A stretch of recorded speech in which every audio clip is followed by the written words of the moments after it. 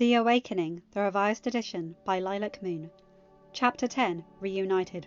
Foolish Jedi! Grievous rasped and coughed. These lightsabers once belonged to those of your kind that I've slain, and today I will add 2 more to my collection when I kill you. Grievous wheezed. Every time you've faced us, you've been forced to run like the coward you are in order to escape defeat at our hands. But today, you'll not escape, and those you murdered will receive justice. Anakin retorted. Grievous snarled as he brought 2 sabers down on the Jedi, who blocked them with their own weapons. This war will end when you have been defeated, Anakin stated. The general emitted a raspy laugh. Stupid Jedi! This war ends when my master says it does. When you're dead, boy! Grievous yelled, as he and Anakin exchanged furious blows. Obi-Wan joined the duel, but Grievous seemed more interested in Anakin. He shoved his metal foot into Obi-Wan's abdomen, sending him flying painfully into a console. As Grievous continued to duel the young Jedi, he found himself shadowboxing. This Jedi was powerful, and now he understood why his master wanted him dead. But if the general continued this fight, he would be the one to die. Skywalker's death would have been carried out later if he survived the cowardly move he was about to make. The cold, black death of space would be an embarrassing end for the hero with no fear, Grievous hissed as he swiped his blade through the view window. It shattered and sucked the general and several droids out into the vast openness of space. Grievous latched onto an escaping fighter and climbed inside, throwing the droid pilot out. Anakin clung to the edge as the cockpit became a vacuum. Obi-Wan gained his bearings and grabbed his former apprentice's arm as he flipped an emergency switch. A new pane of glass closed over the broken view of window and sealed them back inside. Thanks, Anakin said as the ship shuddered violently. That didn't sound good, Obi-Wan said. The ship shook again, as they suffered more damage from enemy fire. Grievous had ordered his droid pilots to take his own ship out.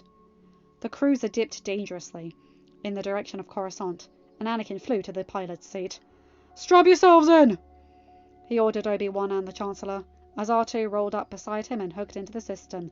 Damn him, Anakin cursed. He's jettisoned all the escape pods, Anakin informed in frustration. Do you know how to fly a cruiser like this? Obi-Wan asked. You mean, do I know how to land what's left of this thing? Anakin quipped as he took over the controls. Well, Obi-Wan said. Well, under other circumstances, I'd say the ability to pilot this thing is irrelevant, he told the passengers.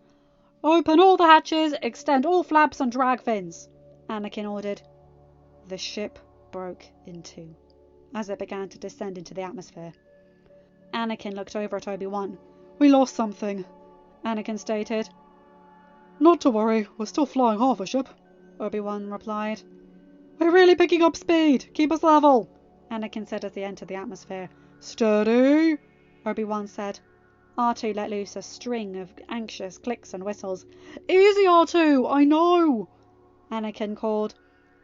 5,000, 5 ships on the left and the right, Obi-Wan reported. The ships around them deployed water to cool them off. The landing strip is right ahead, Obi-Wan informed them. We're coming in too hot, Anakin replied. The ship jolted hard as it hit the ground. It slid and Anakin put on all the brakes, finally bringing them to a stop. Another happy landing, Obi-Wan joked with a grin. As Anakin stepped off the shuttle behind the Chancellor, he immediately searched the Force and found the familiar presence he was searching for. His momentary distraction ended when he noticed Obi-Wan was not following him. Aren't you coming? Anakin asked. Oh no, I'm not brave enough for politics. But someone has to be the poster boy, and you're much better at it than me, Obi-Wan joked. This whole rescue effort was your idea, Anakin protested. Yet you pulled it off and saved us all. Not to mention you arrested Dooku before Grievous killed him. Had it not been for Grievous's usual cowardly treachery, you would have defeated him too. You are the hero today, my old Padawan. Obi-Wan insisted sincerely. All because of your training, Master. Anakin replied sincerely. Obi-Wan smiled. Go bask in the attention and fawning of the senators. I must report to the council, Obi-Wan said. But there was only one senator's attention that he was interested in. As he passed by, Anakin heard Mace discussing their rescue with the Chancellor, and he wasn't surprised to hear that Palpatine insisted that as long as Grievous was still at large, the war would continue. He remembered the feral look in Palpatine's eyes when he had ordered him to kill Count Dooku when he had been reduced to an unarmed prisoner. It only proved to him more that Palpatine had his own agenda invested in this war, and that he was as cold-hearted as many of the Separatist leaders. But what perhaps scared Anakin the most was the fact that 2 years ago, Anakin probably would have obeyed that order without much thought. He had changed, and he had bettered himself, largely thanks to the amazing woman in his life. And, now that his thoughts shifted to her, the war was the last thing he wanted to think about right now. Palpatine's actions could be dealt with later. Anakin slowly made his way into the Senate building, being stopped and thanked by several senators as he had to suppress his anxiousness.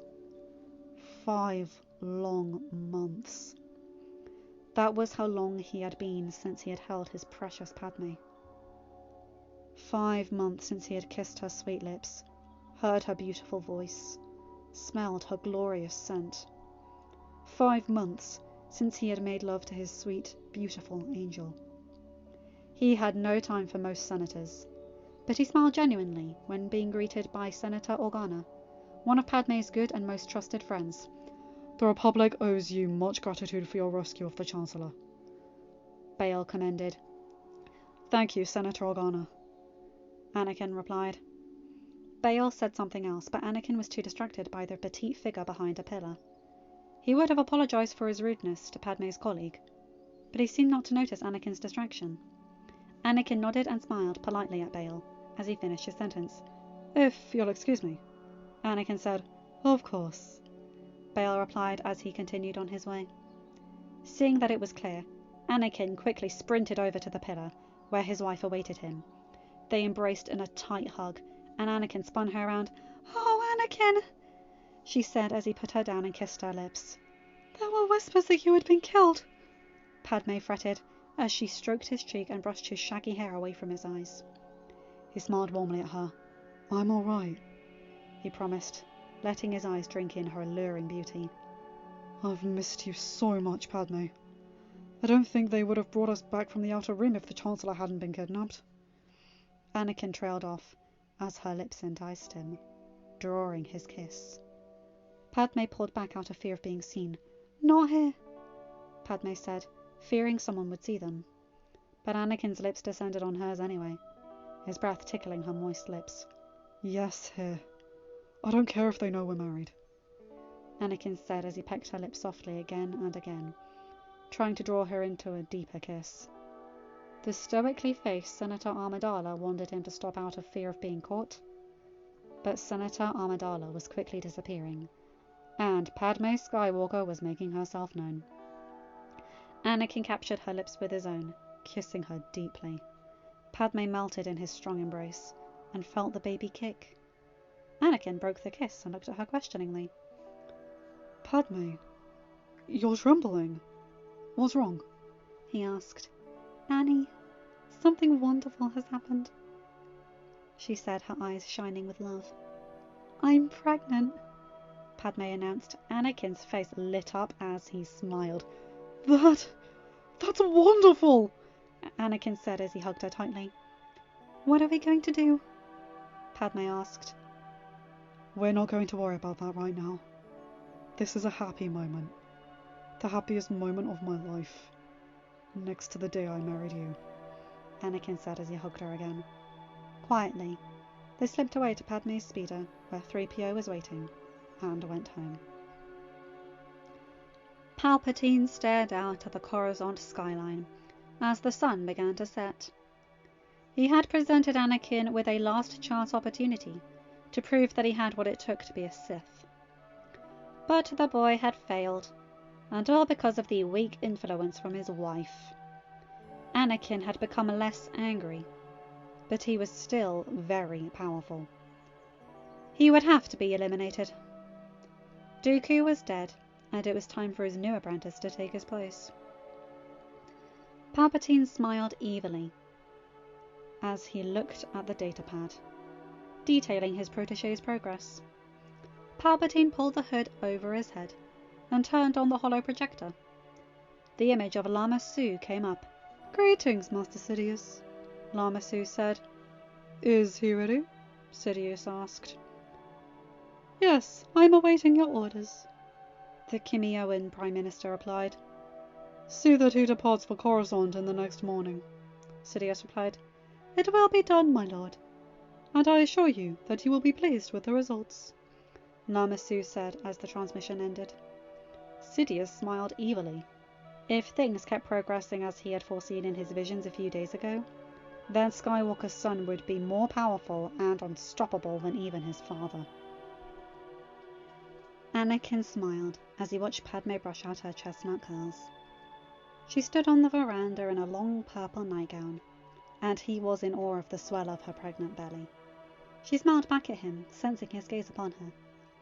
He walked closer to her, wrapping his arms around her waist and resting his hands on her distended belly. He felt a thump against his hand, and he looked at Padme in awe. She giggled at his reaction. "Somebody knows his daddy is here," Padme said, as she rubbed her swollen stomach. "His? I thought you said you didn't know if it was a boy or a girl." "I don't, silly. But my motherly intuition is telling me that it's a boy," Padme replied playfully. "Well, I could peek and find out for sure," Anakin replied slyly. Padme raised a finger to point at him. She could have looked like she was scolding him, but she couldn't keep the grin off her face. "I told you, no peeking with the Force, my love. I want to be surprised," Padme replied. Anakin shrugged. "Whatever you say, Angel," Anakin replied as he kissed her cheek. Arms around each other, they went inside to bed. Anakin stared at the two young people in front of him. The boy had sandy blonde hair, much like his own, and bore a strong resemblance to himself, though considerably shorter. The young woman struck him the most, though, as her resemblance to Padme was uncanny. Her brown locks were identical in colour, but not as curly, and she was petite like Padme. The girl had definitely gotten her brown eyes from his angel as well, for it was unmistakable as he watched her eyes flash with fiery determination. Suddenly he heard a strange sound behind him. A controlled, rhythmic breathing could be heard, and as he turned around, he saw blackness. Anakin woke with a start, thoroughly confused by his dream. Had those really been his and Padme's future children? But who or what had he heard behind him? He had sensed evil and danger. Why would he be having dreams that were obviously many years in the future? Careful not to wake Padme, he got up and padded out of the veranda. If they really were his children, why was he seeing them in a dream?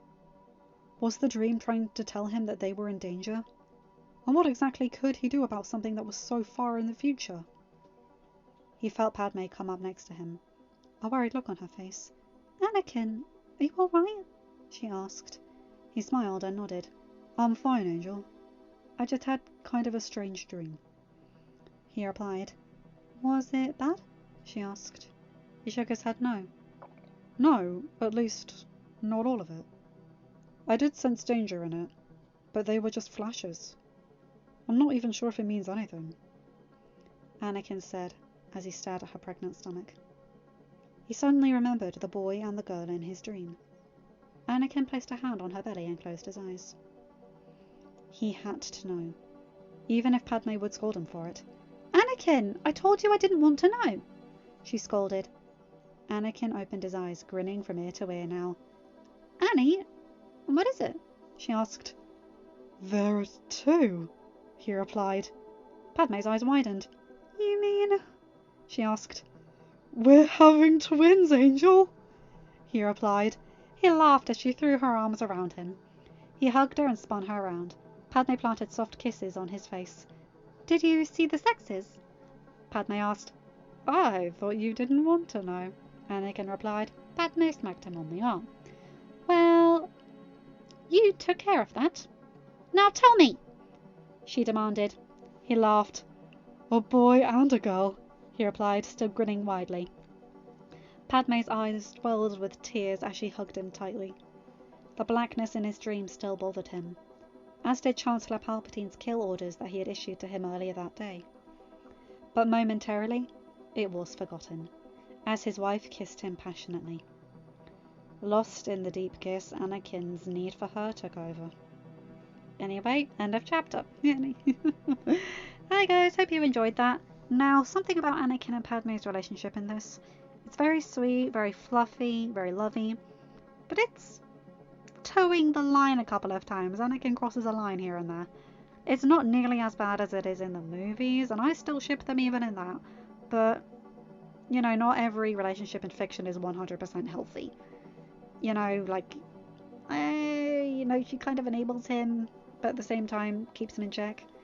You know, I don't really know how to judge it because, well, it's fiction, isn't it? So, anyway, you guys know the drill. Like, comment, and subscribe, and hit that bell to get notified whenever I upload a new video. Have a good day, night, or whatever time zone you're in. Bye, my guys, gals, and non-binary pals. I'll see you in another video. Take care.